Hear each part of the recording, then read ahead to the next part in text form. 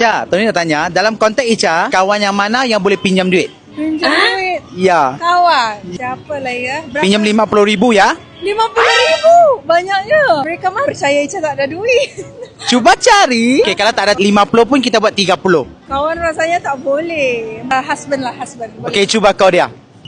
Tunjuk dulu, saya lagi tak percaya. Suamiku. Hello. Hello.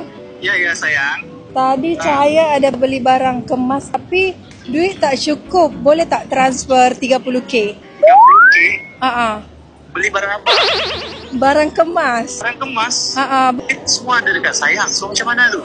Yang sudah habis. Kad cahaya tertinggal. Kad tinggal. Ya. Boleh bahkan. Okey lah sayang. Baik-baik. Nanti sekejap lagi saya... Sekarang? Tak boleh sekejap lagi. Transfer sekarang boleh? Okey. Dalam 1 minit abang transfer sekarang. Okey. Okey, bye-bye. Yes! Dapat. Dapat 30K. Saya ada main TikTok kan? Saya dah follow Tony kan belum? Mestilah dah. Cuba tengok. Yes, dah follow. Dia dah follow. Tony akan kongsi rezeki ni Ica RM500. RM500 lagi. Terima kasih Ica. Apalah RM500 ni Ica bagi untuk followers Tony. Wah. Okey, siapa yang follow Tony sekarang boleh dapat RM500. Komen di bawah sekarang juga.